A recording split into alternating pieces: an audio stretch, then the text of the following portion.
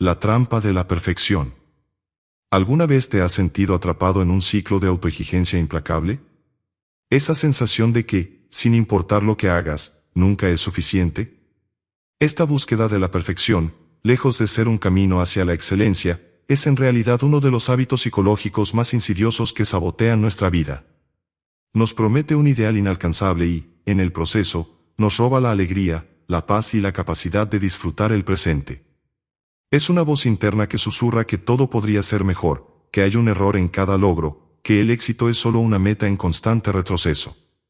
El problema radica en que la perfección no es un estado, sino una ilusión.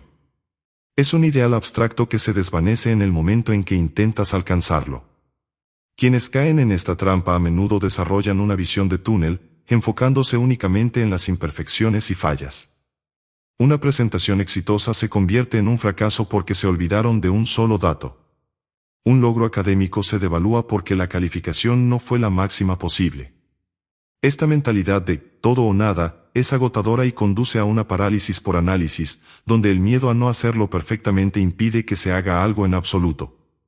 Históricamente, esta obsesión ha sido una fuerza motriz para algunos de los mayores logros humanos, pero también ha sido la causa de un inmenso sufrimiento. Pensemos en figuras como Leonardo da Vinci. Su perfeccionismo fue legendario, dejando muchas de sus obras incompletas. La adoración de los magos, por ejemplo, nunca fue terminada. Su mente brillante, en constante búsqueda de una idealización que no podía materializar, a menudo lo llevaba a abandonar proyectos. El deseo de perfección, en su caso, no solo generó obras maestras, sino también un profundo sentimiento de insatisfacción y un rastro de proyectos abandonados. La psicología moderna ha estudiado este fenómeno en profundidad. La terapia cognitivo-conductual, por ejemplo, ayuda a los individuos a reconocer y desafiar estos patrones de pensamiento. Se les enseña a identificar las distorsiones cognitivas, como el pensamiento dicotómico, blanco o negro, que alimenta el perfeccionismo. La meta no es ser mediocre, sino aprender a aceptar la imperfección como parte natural del proceso humano. Es el reconocimiento de que el valor no reside en la ausencia de errores, sino en la resiliencia y el aprendizaje que surgen de ellos. Este hábito se manifiesta en todas las áreas de la vida. En las relaciones, el perfeccionismo nos lleva a buscar un compañero ideal, descartando a personas valiosas por fallas menores. En el trabajo, nos impide delegar tareas, creyendo que nadie las hará tan bien como nosotros, lo que nos conduce al agotamiento. En la vida personal, nos obliga a posponer la felicidad hasta que todo esté perfecto, una fecha que nunca llega. El perfeccionista vive en un estado de preparación perpetua, esperando el momento adecuado para empezar a vivir. La cura para el perfeccionismo no es la negligencia, sino la autocompasión. Es aprender a tratarnos con la misma amabilidad y comprensión que ofreceríamos a un amigo. Cuando cometemos un error, en lugar de castigarnos, podemos preguntarnos, ¿qué puedo aprender de esto? O, ¿qué haría un amigo sabio en esta situación? Esta perspectiva cambia el enfoque del juicio a la curiosidad, de la autocondena al crecimiento. Es un cambio sutil pero profundo que libera una energía inmensa que antes se gastaba en la autocrítica. Al liberarnos del yugo de la perfección, nos damos permiso para ser humanos. Nos permitimos fracasar, aprender y levantarnos. Nos damos cuenta de que la belleza no reside en lo impecable, sino en la autenticidad, en la historia que cuentan nuestras cicatrices y en la vulnerabilidad de nuestros esfuerzos. La vida no es una obra de arte terminada, sino un lienzo en constante evolución, y cada pincelada, incluso las torcidas, contribuye a su riqueza y complejidad.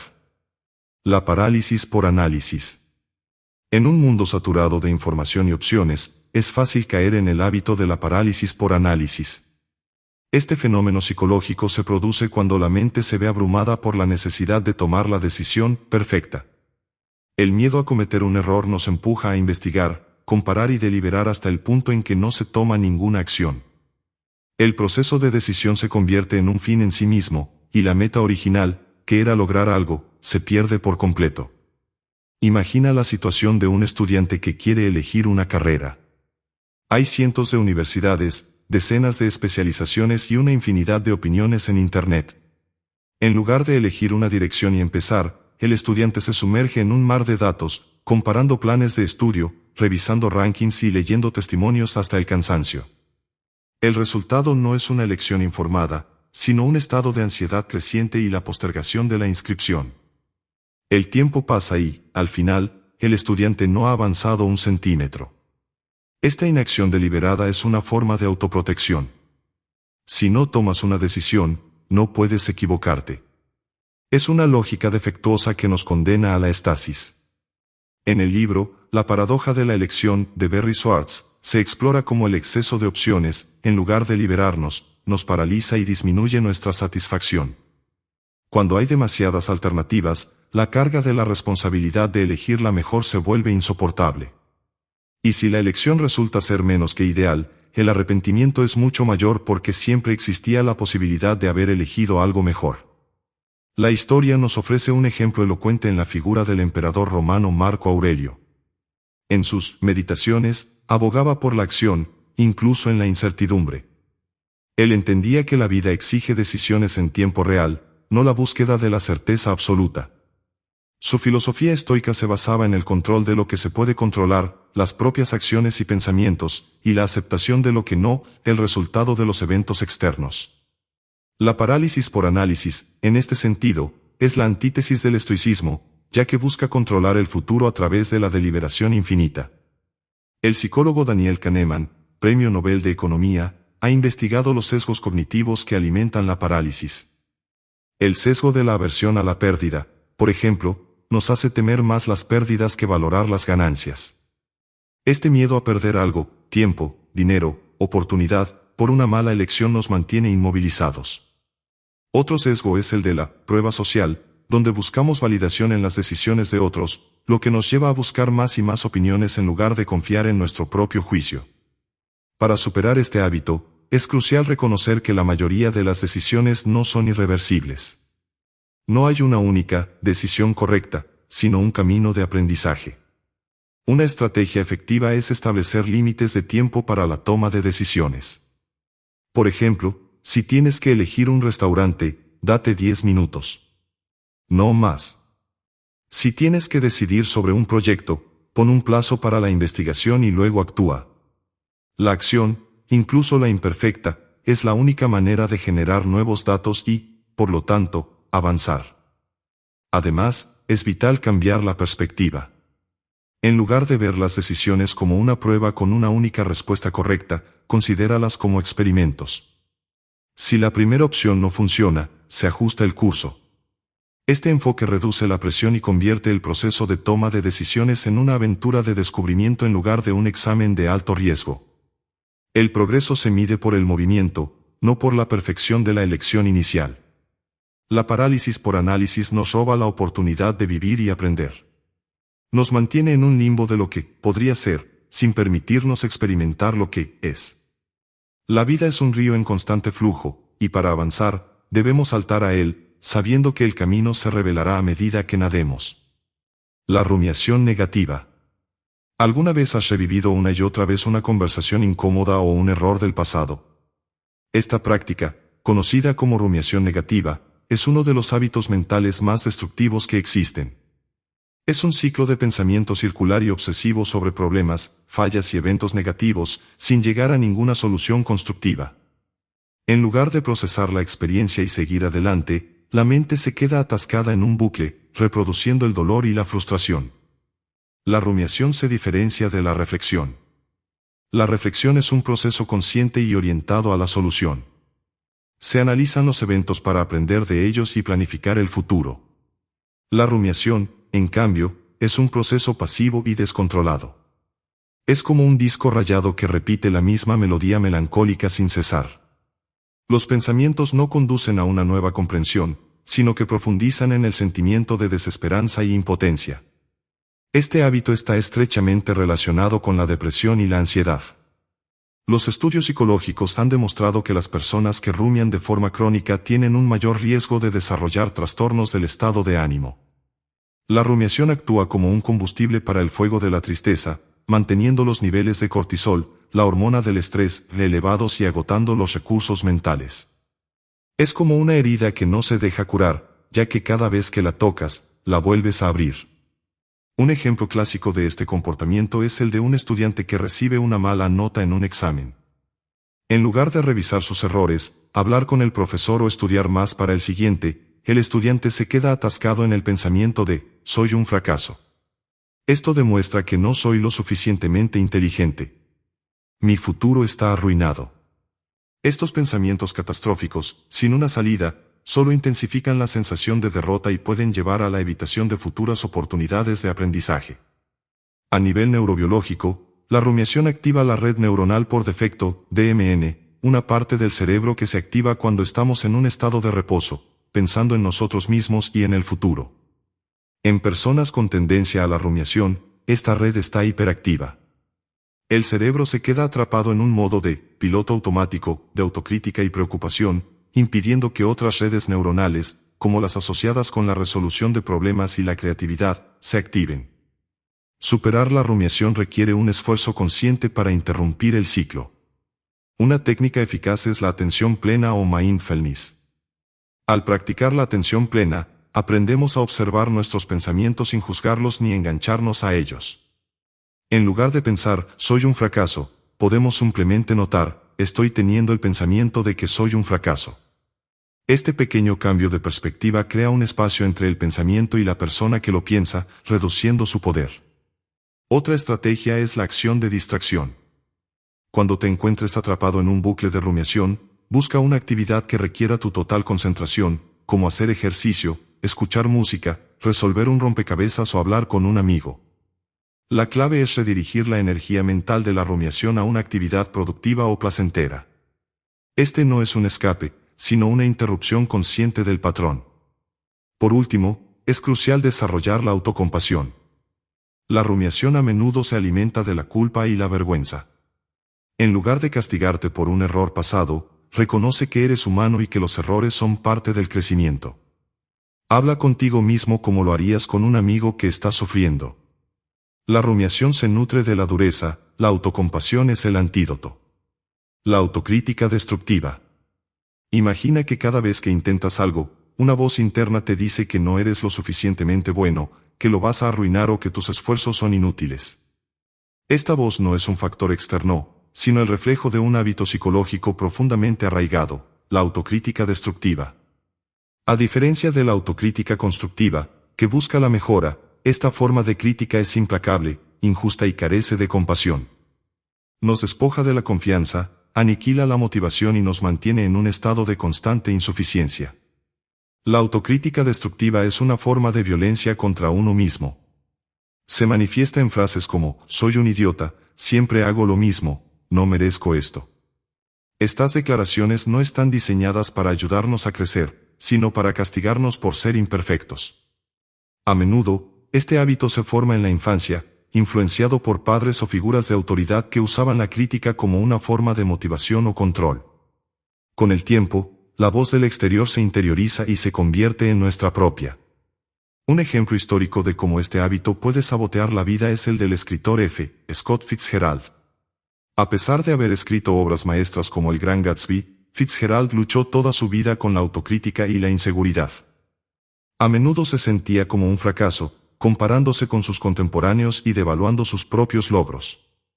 Esta voz interna, junto con otros demonios personales, lo llevó a la autodestrucción, al alcoholismo y a la creencia de que era un escritor acabado mucho antes de su muerte. Su legado, ahora celebrado, no pudo ser disfrutado por él mismo en vida. La psicología ha demostrado que la autocrítica destructiva no solo afecta nuestra salud mental, sino también nuestro rendimiento. Cuando nos criticamos de manera cruel, el cerebro entra en un estado de amenaza. Se activan los circuitos del miedo y la ansiedad, lo que dificulta el acceso a las funciones cognitivas superiores como la creatividad, la memoria y la resolución de problemas. Es como intentar trabajar mientras una alarma suena constantemente en tu cabeza. El antídoto a la autocrítica destructiva es la autocompasión, un concepto que la psicóloga Christine Neff ha popularizado. La autocompasión tiene tres componentes principales. 1. Amabilidad con uno mismo, tratarte con comprensión y calidez cuando sufres o fallas, en lugar de juzgarte severamente. 2. Humanidad compartida, reconocer que el sufrimiento y la imperfección son parte de la experiencia humana, no una falla personal. Todos fallamos, todos sufrimos. 3. Atención plena, observar tus pensamientos y emociones dolorosas sin identificarte con ellos ni reprimirlos. Aplicar la autocompasión no significa ser indulgente o descuidado. No es una excusa para la mediocridad. Al contrario, es un acto de fuerza que nos permite reconocer nuestras debilidades sin que nos paralicen. Cuando fallamos, la autocompasión nos permite decir, esto es difícil, y está bien sentir dolor. ¿Qué puedo hacer ahora para ayudarme? En lugar de, eres un fracaso. Desarrollar este hábito requiere práctica consciente. Comienza por notar cuando te estás criticando. Anota esas frases y luego reformúlalas con un tono más amable y constructivo. Por ejemplo, cambia, soy un idiota por cometer este error, por cometí un error, como cualquier ser humano.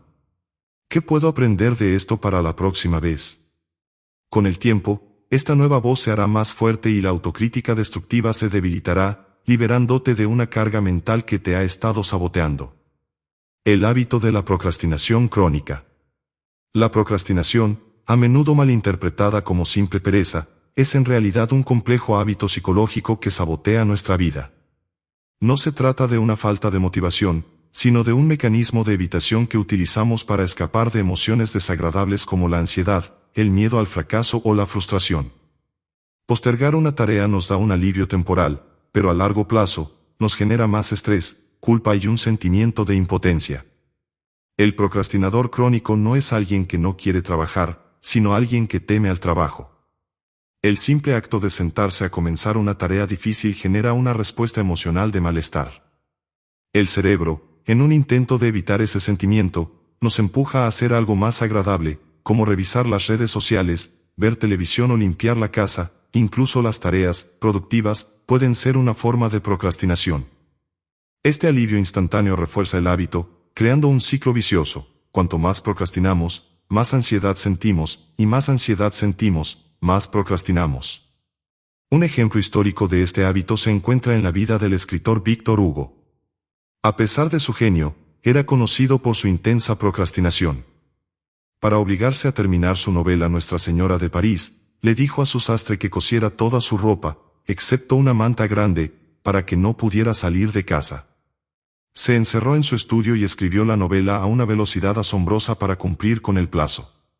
Aunque este método fue efectivo para él, muestra la extrema resistencia que tenía a sentarse y empezar. La procrastinación no es un signo de debilidad, sino una señal de un conflicto interno. La psicología moderna nos ha enseñado que la procrastinación está profundamente ligada a la regulación emocional. Cuando nos enfrentamos a una tarea que percibimos como abrumadora, el cerebro la etiqueta como una amenaza. La amígdala, el centro del miedo en el cerebro, se activa, y nuestro sistema de lucha o huida nos dice que evitemos la situación. El problema es que en el mundo moderno, esa amenaza no es un depredador, sino un informe de trabajo o una factura que pagar.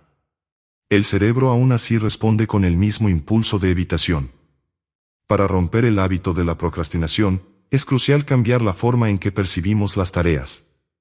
En lugar de verlas como un gran monstruo, podemos dividirlas en pasos pequeños y manejables. Este método, conocido como divide y vencerás, hace que la tarea sea menos intimidante y más accesible. La regla de los 5 minutos, por ejemplo, sugiere que te comprometas a trabajar en la tarea por solo 5 minutos. A menudo, una vez que has comenzado, la inercia te lleva a continuar. Otra estrategia poderosa es la promesa de recompensa. En lugar de enfocarte en el dolor de la tarea, concéntrate en la recompensa que obtendrás al terminarla. Puede ser algo tan simple como un café o un episodio de tu serie favorita. Esta técnica utiliza la psicología del refuerzo positivo para entrenar a tu cerebro a asociar la finalización de una tarea con un sentimiento placentero.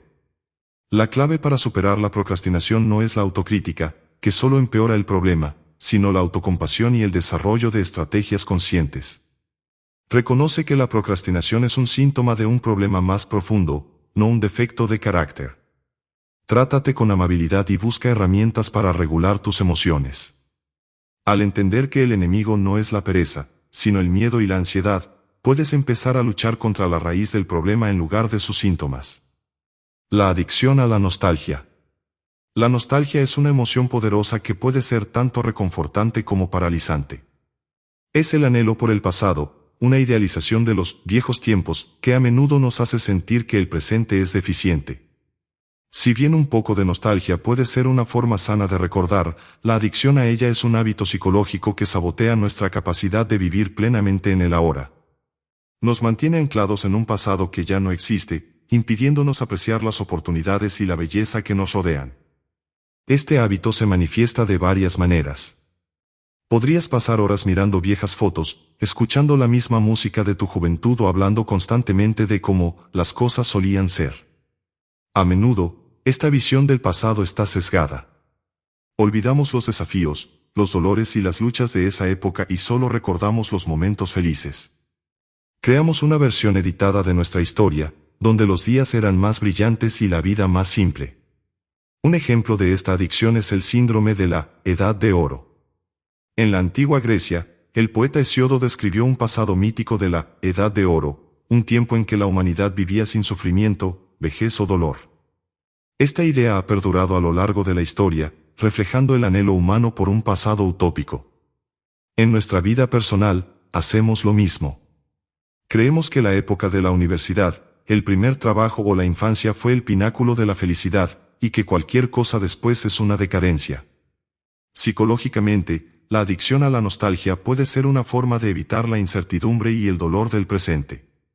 Cuando la vida actual nos presenta desafíos, el pasado idealizado se convierte en un refugio seguro. Es un mecanismo de escape que nos permite sentirnos mejor temporalmente, pero nos impide enfrentar la realidad. Esta evitación conduce a la inacción. Si el presente nunca puede ser tan bueno como el pasado, ¿para qué esforzarse? Esto puede llevar a la falta de ambición, a la estancación profesional y a la incapacidad de construir nuevas relaciones significativas. El problema con la nostalgia crónica es que distorsiona nuestra percepción. Al sobrevalorar el pasado, devaluamos el presente. Dejamos de notar las pequeñas alegrías de la vida diaria, una conversación con un amigo, un atardecer hermoso, un logro personal. Vivimos con una constante sensación de pérdida, como si lo mejor de la vida ya hubiera pasado. Esto puede ser un precursor de la depresión, ya que la desesperanza se instala cuando no hay una visión positiva del futuro. Para romper con este hábito, es necesario un ejercicio de gratitud activa y una reconexión con el presente. En lugar de ver la vida como una película que ya viste, intenta verla como una película que se está rodando ahora. Comienza a notar las cosas que te dan alegría en tu vida actual. ¿Hay algo nuevo que has aprendido? ¿Alguna persona interesante que has conocido? ¿Algún nuevo pasatiempo que disfrutas? Otra técnica es reinterpretar el pasado. En lugar de idealizarlo, míralo como la base sobre la que construiste tu presente. Acepta que los recuerdos son solo eso, recuerdos, y que la vida es un viaje en constante evolución. Reconoce que, si bien el pasado tuvo su belleza, el futuro te ofrece la oportunidad de crear nuevas experiencias y recuerdos que un día también atesorarás. La vida no es una serie de picos, sino un camino continuo, y cada paso, cada época, tiene su propio valor y significado. La dependencia del elogio externo. En nuestra sociedad, el reconocimiento y el aplauso son vistos como la máxima validación del éxito. Sin embargo, cuando nuestra autoestima y sentido de valía dependen exclusivamente de la opinión de los demás, estamos cultivando un hábito psicológico profundamente saboteador. La dependencia del elogio externo nos convierte en una marioneta de las expectativas ajenas, haciendo que nuestros logros sean vacíos si no son celebrados por otros y que nuestros fracasos se sientan como el fin del mundo. Este hábito se manifiesta de varias maneras. Podrías publicar algo en redes sociales y sentir ansiedad si no recibes suficientes me gusta o comentarios. Podrías trabajar horas extras en un proyecto con la única motivación de que tu jefe te reconozca. Podrías incluso buscar la aprobación de extraños, cambiando tu comportamiento o tus opiniones para encajar y ser aceptado. En esencia, estamos entregando el control de nuestra felicidad a personas que, en muchos casos, ni siquiera conocemos en profundidad. La historia está llena de ejemplos de figuras que lucharon con esta dependencia. El famoso actor Marilyn Monroe es un caso trágico. A pesar de ser una de las estrellas más grandes de su tiempo, adorada por millones, luchó con una profunda inseguridad y una necesidad desesperada de validación. Su éxito masivo no llenó el vacío interno. La validación externa es una droga, necesitas más y más para sentir el mismo efecto, y nunca es suficiente para llenar el agujero que la autovalidación podría sanar. Psicológicamente, la necesidad de aprobación externa está ligada a un bajo sentido de la autovaloración intrínseca. Si no nos valoramos a nosotros mismos, buscamos a otros que lo hagan por nosotros. Este hábito nos impide desarrollar una brújula interna para nuestras decisiones. En lugar de preguntar, ¿qué es lo correcto para mí?, nos preguntamos, ¿qué pensarán los demás de mí? Esto puede llevarnos a tomar decisiones de carrera, de relaciones y de vida que no están alineadas con nuestros verdaderos deseos y valores. Para superar esta dependencia, es crucial reconstruir nuestra autoestima desde adentro hacia afuera. Una forma de hacerlo es practicar el elogio interno. En lugar de esperar a que otros te feliciten, sé tú mismo tu mayor animador. Celebra tus propios pequeños logros. Reconoce tus esfuerzos, no solo los resultados. Si te sientes orgulloso de algo que hiciste, no necesitas el me gusta de nadie más para que sea válido. Otra técnica es el ejercicio de la indiferencia consciente. Antes de tomar una decisión o actuar, pregúntate, ¿estoy haciendo esto porque realmente quiero, o porque quiero impresionar a alguien? Si la respuesta es la segunda, detente y reevalúa. No es necesario aislarse, pero es importante aprender a diferenciar entre una interacción genuina y un intento de manipulación para obtener validación. El último paso es el reconocimiento de la imperfección. No podemos ser del agrado de todos. Siempre habrá alguien que no esté de acuerdo con nosotros o que no nos admire. La belleza de la autenticidad radica en ser tú mismo sin disculpas. Cuando dejas de perseguir la aprobación externa, te liberas para ser quien realmente eres, con tus fortalezas y debilidades. La verdadera paz y felicidad no se encuentran en el aplauso de los demás, sino en la calma y el respeto que tienes por ti mismo. La inversión de energía en el pasado y el futuro. Nuestra mente es una máquina del tiempo. Podemos viajar al pasado en un instante, reviviendo recuerdos, o saltar al futuro, imaginando escenarios y planificando. Si bien esta capacidad es una herramienta poderosa para el aprendizaje y la previsión, el hábito de invertir la mayor parte de nuestra energía mental en el pasado o el futuro es un saboteador silencioso de nuestra vida presente. Nos quita la capacidad de experimentar el único momento en el que realmente vivimos, el ahora. Este hábito se manifiesta en la rumiación sobre errores pasados, una forma de rumiación negativa, pero con un enfoque en la energía mental o en la preocupación constante sobre lo que vendrá. Pasas horas lamentando una oportunidad perdida o una palabra mal dicha. O pasas tu tiempo preocupándote por una reunión que tendrás la próxima semana o por un problema hipotético que podría surgir en el futuro. En ambos casos, tu mente está en un lugar que no es este, y tu cuerpo, tus sentidos y tu conciencia están privados de la riqueza del momento actual. El filósofo romano Séneca, en sus cartas a Lucilio, escribió sobre este problema hace casi 2 milenios. Criticó a aquellos que, mientras tanto, lo que está en el presente, que está a la mano, se desperdicia, ya que solo el futuro se considera, y lo que ya ha sido, el pasado, está lamentado. Séneca abogaba por el carpe diem, no en el sentido hedonista, sino en el de aprovechar el tiempo presente porque es el único que verdaderamente poseemos. El pasado es memoria, el futuro es imaginación. Solo el presente es realidad. Psicológicamente, esta inversión de energía tiene un costo enorme. La preocupación por el futuro eleva los niveles de ansiedad y estrés.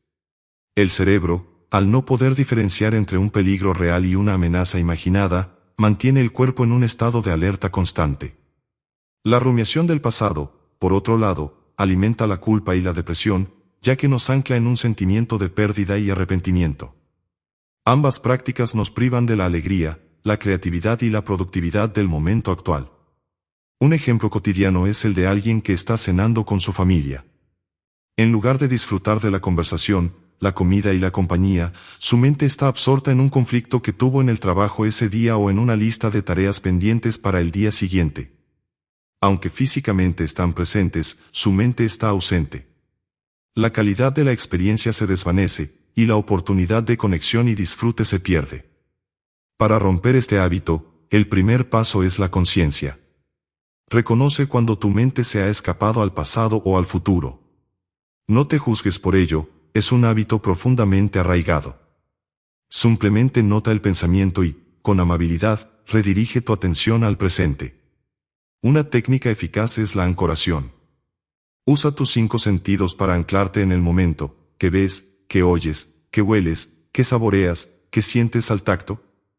Esta práctica simple, pero poderosa, interrumpe el bucle mental y te devuelve a la realidad. Otro ejercicio es la planificación consciente. Si te encuentras preocupado por el futuro, asigna un momento específico para la preocupación. Por ejemplo, voy a pensar en el problema de la reunión de mañana durante 15 minutos a las 5 de la tarde. Cuando el pensamiento aparezca en otro momento, recuérdale a tu mente que ya tiene una cita para eso. Esto entrena al cerebro a no divagar de manera incontrolada. La vida no es una serie de momentos pasados o futuros, sino una colección de ahoras. Al aprender a vivir en el presente, liberamos una inmensa cantidad de energía mental que antes se gastaba en lamentaciones y ansiedades. Esta energía puede ser utilizada para construir, para crear y para conectar, transformando nuestra vida de una espera a una experiencia activa. La inercia de la zona de confort. La zona de confort es un estado psicológico en el que nos sentimos seguros, protegidos y libres de ansiedad.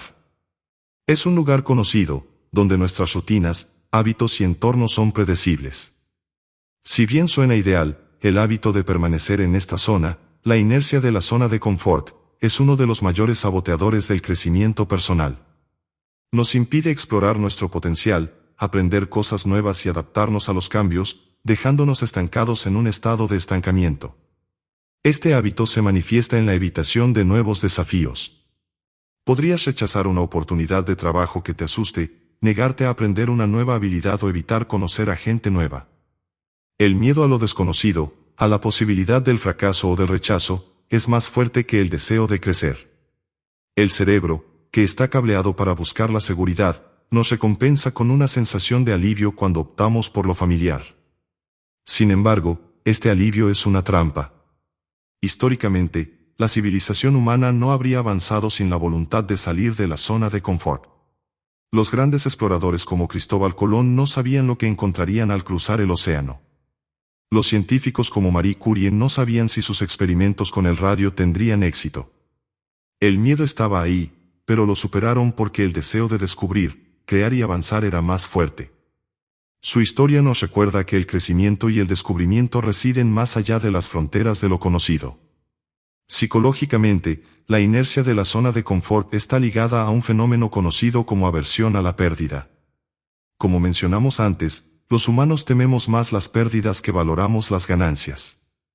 El miedo a perder la seguridad actual es mayor que la emoción de una posible ganancia futura.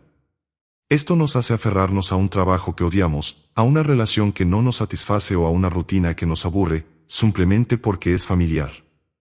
Para romper con este hábito, es necesario cultivar una mentalidad de crecimiento. La psicóloga Carol Dweck popularizó esta idea, la creencia de que nuestras habilidades y talentos pueden ser desarrollados a través del esfuerzo y la perseverancia. En contraste, una mentalidad fija cree que nuestras capacidades son estáticas y no pueden cambiarse. Una persona con una mentalidad fija evita los desafíos para no exponer sus limitaciones, mientras que una persona con una mentalidad de crecimiento ve los desafíos como oportunidades para mejorar. Una estrategia efectiva para salir de la zona de confort es empezar con pequeños pasos. No es necesario hacer un cambio radical de la noche a la mañana.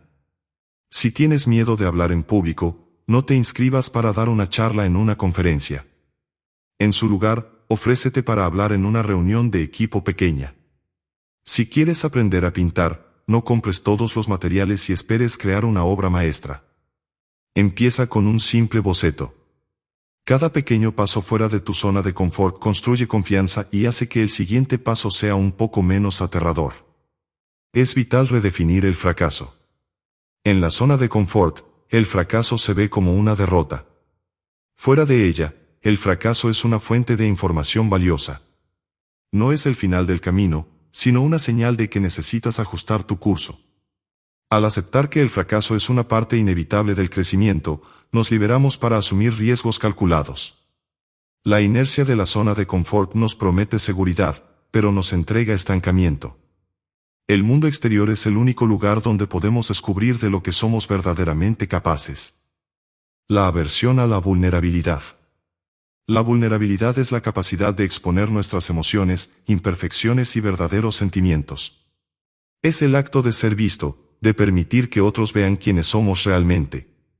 Sin embargo, en un mundo que a menudo valora la fuerza y la invulnerabilidad, el hábito psicológico de la aversión a la vulnerabilidad es un saboteador silencioso de nuestras relaciones y de nuestro crecimiento personal. Nos hace levantar muros, usar máscaras y evitar la intimidad real, dejándonos solos y emocionalmente aislados. Este hábito se manifiesta en la negación de nuestras debilidades. Podrías evitar pedir ayuda, aunque la necesites. Podrías esconder tus miedos y ansiedades para parecer fuerte. Podrías evitar hablar de tus problemas en una relación para no ser visto como débil. En esencia, estamos operando desde la creencia de que si otros ven nuestras fallas, nos rechazarán o se aprovecharán de nosotros.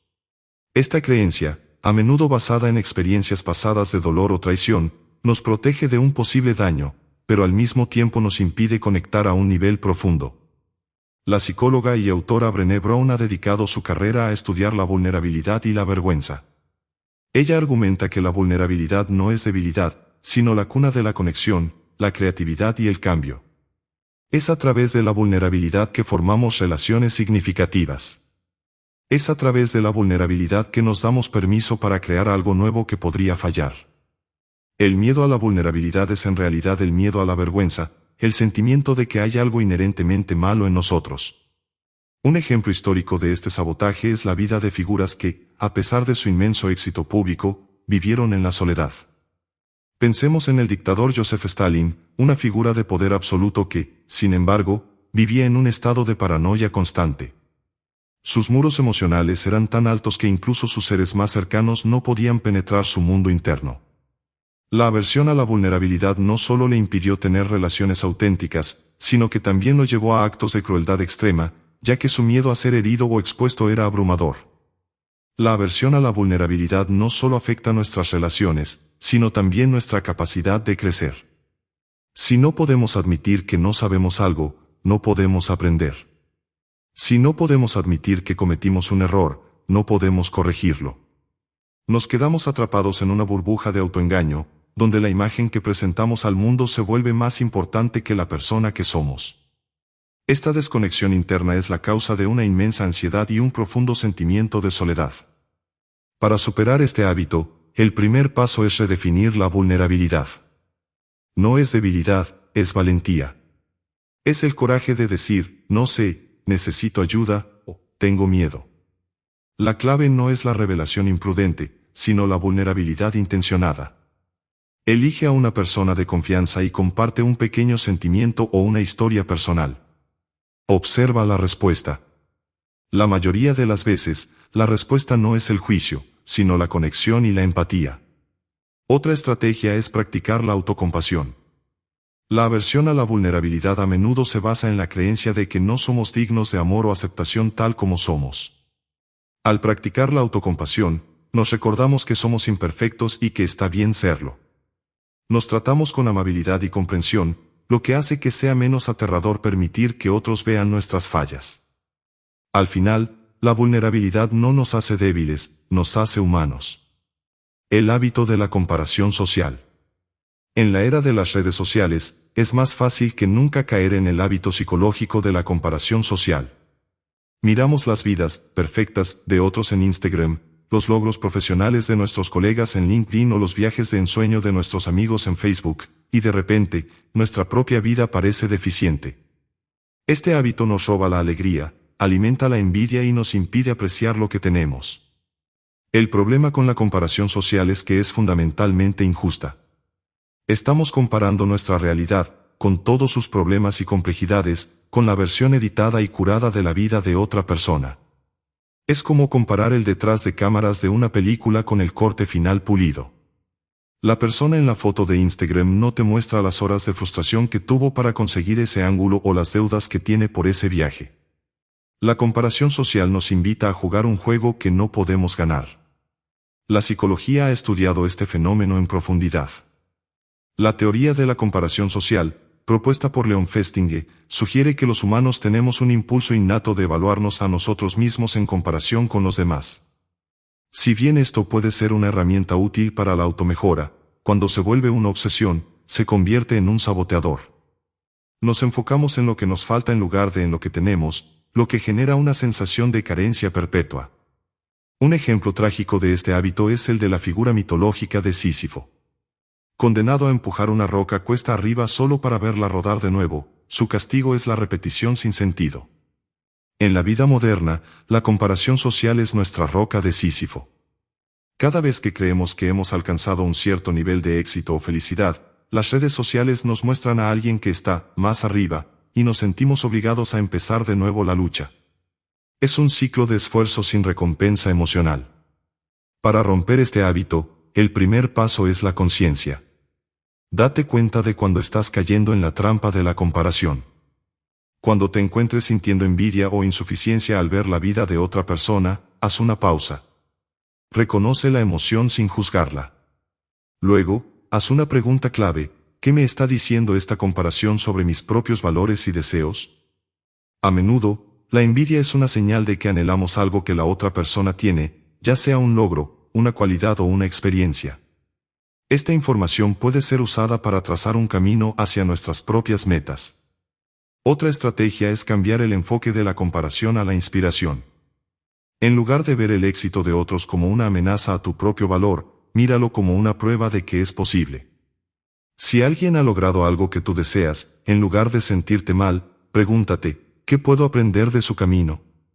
¿Qué acciones puedo tomar para acercarme a mi propio objetivo? Transforma la envidia en curiosidad y la comparación en un plan de acción. Por último, considera limitar tu exposición a las redes sociales o ser más selectivo con quien sigues. Crea una dieta de contenido que te eleve e inspire, en lugar de uno que te haga sentir mal contigo mismo. La vida no es una carrera de quien tiene más. La única comparación que importa es la que haces contigo mismo. ¿Eres hoy un poco mejor de lo que fuiste ayer? Ese es el único juego que vale la pena jugar. La búsqueda constante de la felicidad. En la cultura moderna, la felicidad se ha convertido en una meta en sí misma. Se nos dice que debemos ser felices todo el tiempo, que la felicidad es la clave del éxito y que si no estamos felices, algo anda mal con nosotros. Este hábito psicológico de la búsqueda constante de la felicidad es una trampa. Nos impide aceptar la gama completa de emociones humanas y nos prepara para la desilusión, ya que la felicidad, como la perfección, no es un estado permanente, sino un sentimiento fugaz que viene y va. Esta búsqueda se manifiesta en el consumo compulsivo de libros de autoayuda, la búsqueda de nuevas experiencias emocionantes o la evitación de cualquier sentimiento negativo. Si te sientes triste, ansioso o enojado, la voz interna te dice que no deberías sentirte así. Te castigas por ser humano y te obligas a ser positivo. En lugar de procesar la emoción, la reprimes, lo que solo hace que regrese con más fuerza más tarde. La psicología ha demostrado que la aceptación de las emociones negativas es un componente crucial de la salud mental. El psicólogo Viktor Frankl, sobreviviente del Holocausto, escribió sobre la importancia de encontrar sentido incluso en el sufrimiento. Su obra, El hombre en busca de sentido, argumenta que la felicidad no se puede perseguir, debe ser el resultado de vivir una vida con propósito. La felicidad no es una meta, es un efecto secundario. Un ejemplo histórico de cómo esta búsqueda constante puede sabotear una vida es la figura del filósofo hedonista.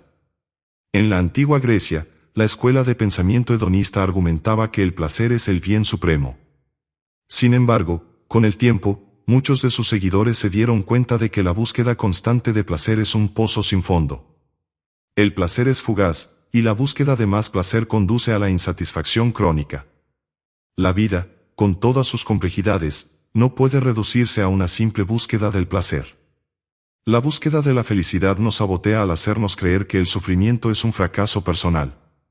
Cuando nos sentimos tristes, nos decimos, debería estar feliz, lo que añade una capa de culpa y vergüenza a la tristeza. Esto nos impide aprender y crecer de nuestras experiencias difíciles. Las adversidades son a menudo los momentos en los que se forja nuestro carácter y nuestra resiliencia. Si estamos constantemente tratando de evitarlas, nos perdemos la oportunidad de desarrollarnos. Para romper con este hábito, es crucial redefinir tu relación con las emociones. En lugar de clasificarlas como buenas o malas, considéralas como información. La tristeza te dice que has experimentado una pérdida. El miedo te dice que hay una amenaza percibida. La ira te dice que se ha violado un límite. Todas las emociones son parte de la experiencia humana, y todas tienen un mensaje para nosotros. Una técnica eficaz es la aceptación radical. Cuando te sientas una emoción negativa, en lugar de luchar contra ella, obsérvala. Siente la sensación en tu cuerpo. Nómbrala, esto es ansiedad. Estoy sintiendo miedo. Luego, recuérdate a ti mismo que es temporal y que no te define. El objetivo no es deshacerse de la emoción, sino aprender a coexistir con ella sin que te controle. La felicidad es un subproducto de una vida bien vivida. No la persigas directamente. En su lugar, enfócate en vivir una vida con propósito, en cultivar relaciones significativas, en contribuir al mundo y en enfrentar los desafíos con valentía. En el camino, la felicidad aparecerá, a menudo en los momentos más inesperados, como una flor silvestre que crece en el borde de tu camino. La tendencia a agradar a la gente, people pleasing. La necesidad de ser del agrado de todos es un hábito psicológico profundamente arraigado que sabotea nuestra autenticidad y bienestar. El hábito de agradar a la gente se manifiesta en la incapacidad de decir no, en el miedo a expresar una opinión contraria o en la constante necesidad de sacrificarnos para evitar el conflicto. Nos convierte en una sombra de lo que somos, ya que nuestras decisiones no se basan en nuestros propios deseos, sino en lo que creemos que hará felices a los demás. Este hábito a menudo se desarrolla en la infancia, donde la aprobación de los cuidadores era la clave para el amor y la seguridad. Con el tiempo, esta necesidad se generaliza y se aplica a todas las relaciones. Nos volvemos hipersensibles a las emociones de los demás y nos sentimos responsables de su felicidad. Esta carga es insostenible y, a largo plazo, conduce a la frustración, el resentimiento y el agotamiento. El psicólogo Carl Rollers, fundador de la psicología humanista, habló de la condición de valía, la idea de que somos amados y aceptados solo si cumplimos con ciertas expectativas. El people pleaser opera bajo esta condición, creyendo que su valía depende de lo que puede hacer por los demás. Esto lleva a una vida de autosacrificio, donde las necesidades y deseos personales se dejan de lado por el bien de la armonía superficial. Un ejemplo histórico que ilustra esta trampa es la vida de la escritora Virginia Woolf. A pesar de su genio literario, Woolf luchó toda su vida contra una profunda ansiedad social y una necesidad de aprobación. A menudo se sentía abrumada por las expectativas sociales de su círculo intelectual. Aunque su trabajo era revolucionario, su vida personal fue un reflejo de su lucha por equilibrar su deseo de ser fiel a sí misma con la presión de encajar. La tendencia a agradar a la gente sabotea nuestra vida de varias maneras. En primer lugar, nos impide establecer límites saludables. Si no puedes decir no, te verás abrumado por las demandas de los demás, lo que te dejará sin tiempo ni energía para tus propias metas. En segundo lugar, fomenta el resentimiento. Con el tiempo, el people pleaser se da cuenta de que ha sacrificado demasiado y puede empezar a culpar a los demás por su propia infelicidad. En tercer lugar, nos roba nuestra autenticidad. Al no expresar quiénes somos realmente, nos volvemos invisibles, incluso para nosotros mismos. Para romper este hábito, el primer paso es reconocer tu valor intrínseco. No eres valioso por lo que haces por los demás, sino por quién eres. Eres digno de amor y respeto sin tener que ganártelo. El segundo paso es aprender a decir no. Empieza con cosas pequeñas y menos importantes. Puedes usar frases como, lo siento, mi agenda está llena, o déjame pensarlo y te aviso. No necesitas dar una larga explicación. Un no amable y firme es un acto de autorrespeto. El último paso es conectar con tus propios deseos. ¿Qué quieres? ¿Qué necesitas? Si has estado tan ocupado complaciendo a los demás, puede que hayas perdido la pista de tus propias necesidades. Tómate un tiempo para ti, para la introspección y para reconectar con tus valores y pasiones. Recuerda que no puedes servir a los demás si tu propio vaso está vacío. Al honrar tus propias necesidades, no solo te respetas a ti mismo, sino que también enseñas a los demás cómo deben tratarte. El hábito de la inacción deliberada. La inacción deliberada es un hábito psicológico que se disfraza de espera, de prudencia o de reflexión, pero en realidad es una forma de evitación. Es el acto de posponer una decisión o una acción crucial, no por una razón válida, sino por el miedo subyacente a lo que podría pasar. Nos mantiene en un estado de estancamiento, esperando el momento perfecto o la señal correcta que nunca llega. Este hábito se manifiesta de forma sutil. Podrías pasar años queriendo cambiar de carrera, pero en lugar de tomar cursos o buscar contactos, te dices a ti mismo que no es el momento adecuado.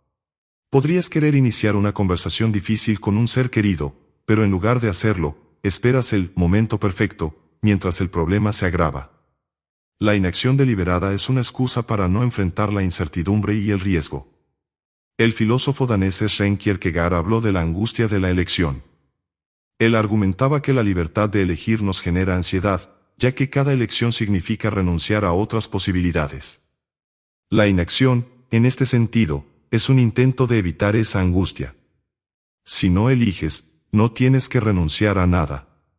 El problema es que al no elegir, en realidad estás eligiendo una vida de estancamiento y de oportunidades perdidas. Un ejemplo de este hábito en la historia es el del príncipe Hamlet de Shakespeare. El famoso monólogo, ser o no ser, es el epítome de la inacción deliberada. Hamlet se paraliza por la sobrereflexión, el miedo al futuro y la incertidumbre sobre el más allá. Su inacción lo lleva a la ruina, y a la de aquellos que lo rodean. Su tragedia no es la de un hombre que se equivocó, sino la de un hombre que no se atrevió a actuar.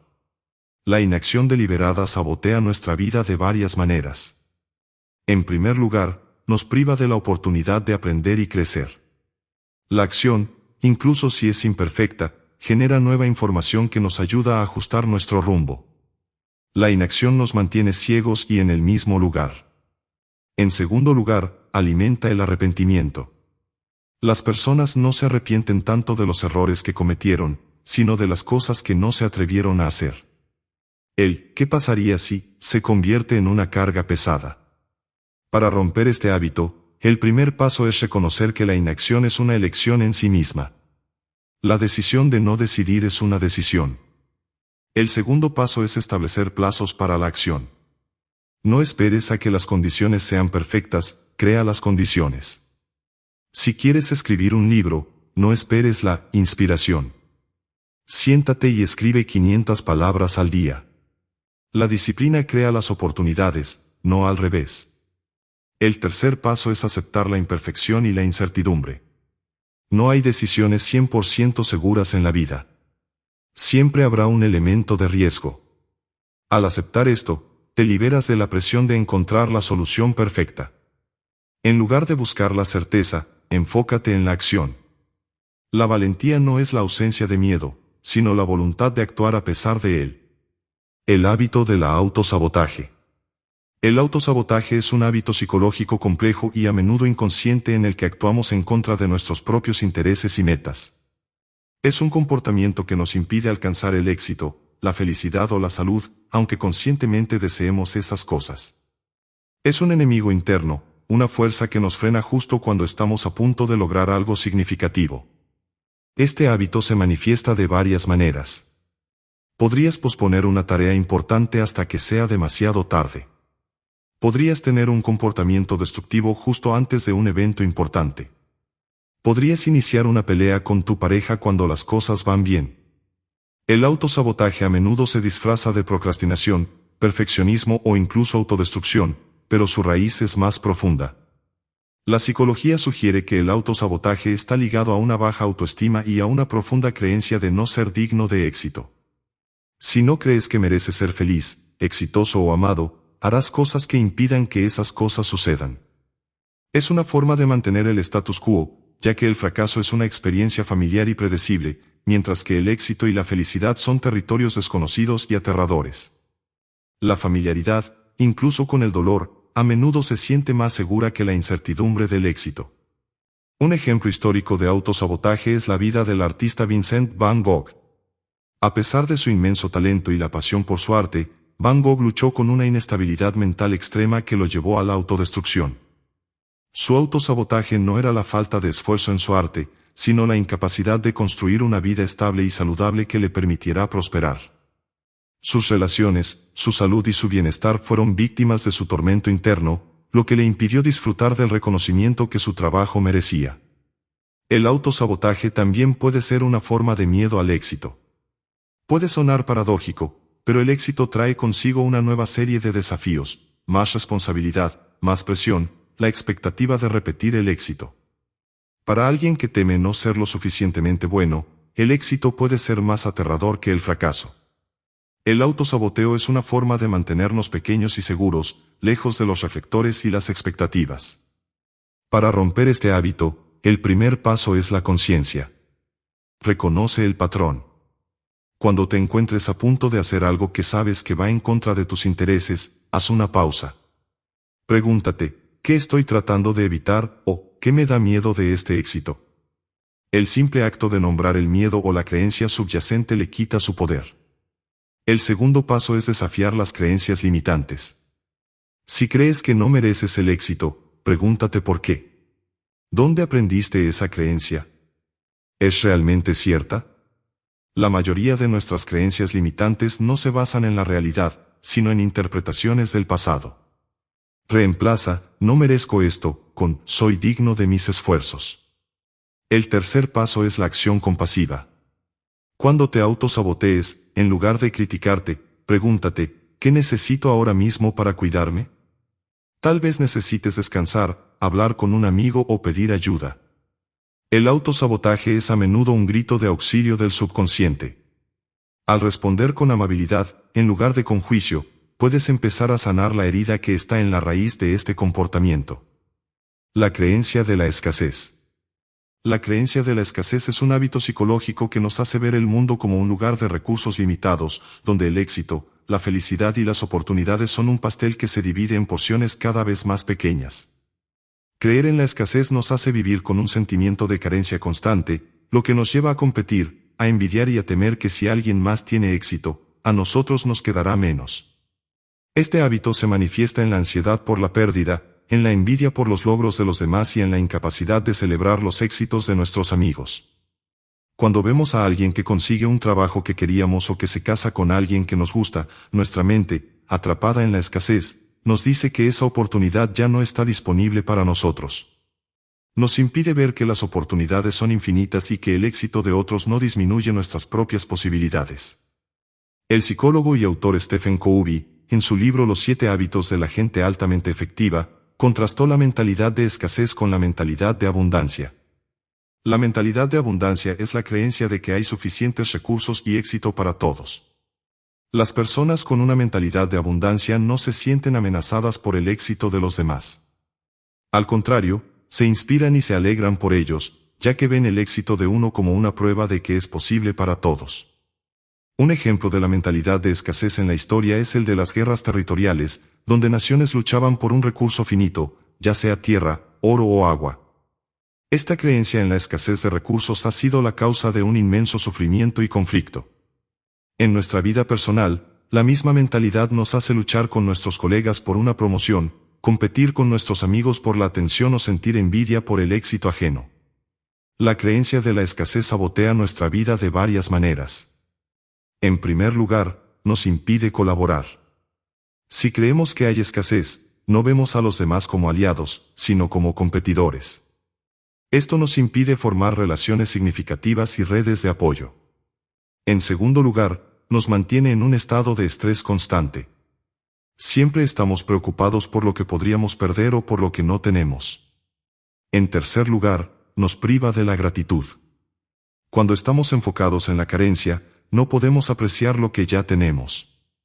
Para romper con este hábito, el primer paso es la práctica de la gratitud. Comienza a notar todas las cosas que tienes en tu vida, no solo las materiales.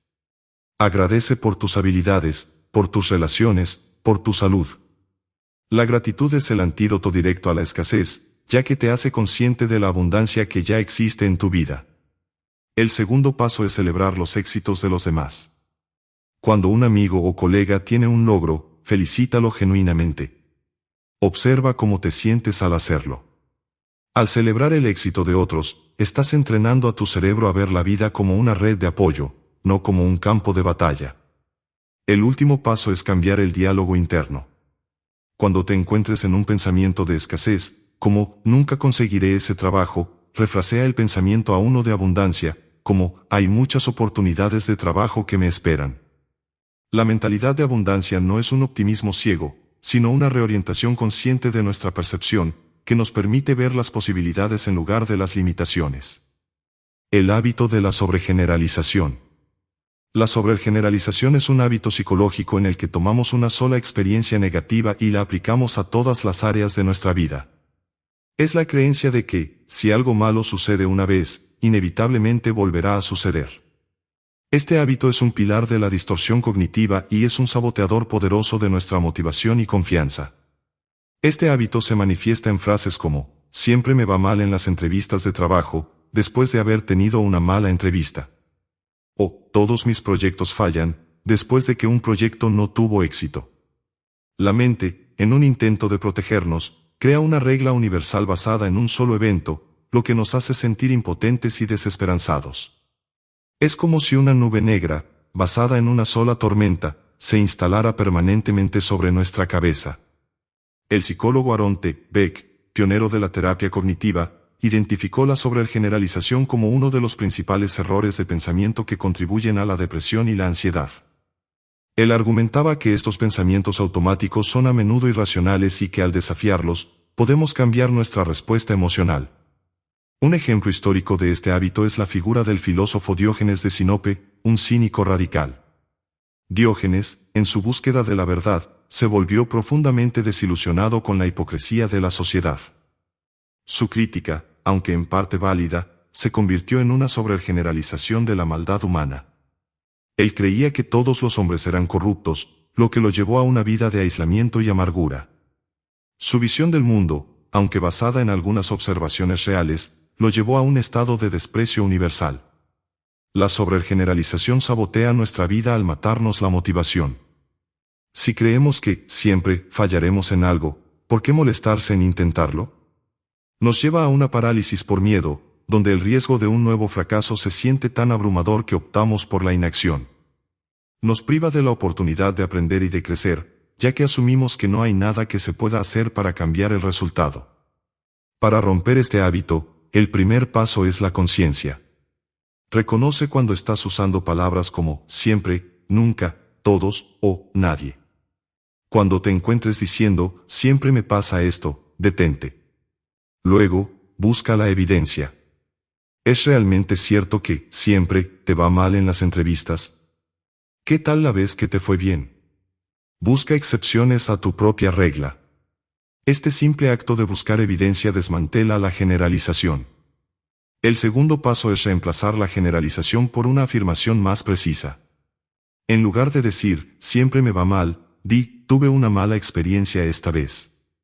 La próxima vez, puedo intentar un enfoque diferente. Esto cambia el enfoque de una creencia fija a un camino de aprendizaje. Te devuelve el poder, ya que te das cuenta de que no eres una víctima de un patrón universal, sino una persona que puede ajustar su enfoque. El tercer paso es cultivar una mentalidad de crecimiento. Reconoce que un fracaso no es un juicio sobre tu carácter, sino un resultado de tus acciones en ese momento. Al entender que el crecimiento es un proceso de prueba y error, puedes liberarte de la carga de tener que ser perfecto. La sobregeneralización es una prisión mental que tú mismo has construido. La llave para la libertad es la conciencia y la precisión.